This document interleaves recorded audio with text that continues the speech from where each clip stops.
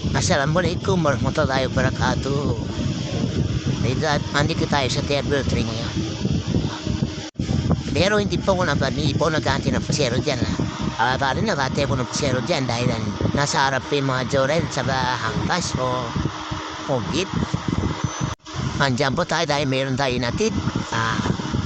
Meron tayo natid na kaibigan na samangkin ng ating commander.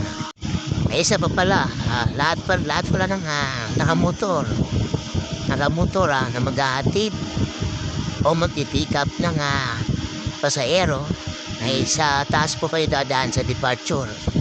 Dahil pag dumaan kayo sa arrival, nakamotor kayo, bawat pa kayo dumating sa security ay harangan na kayo. Dahil doon kayo pag-getting sa taas sa departure. Pero kung meron kayo inaantay na nasa arrival, pwede kayo magparada sa parking. May parada naman yung ating Terminal 3 para sa mag-aantay ng arrival. Yan, huwag din naintindihin mo bago siya antok na yan. Nantok na dahil alaon na.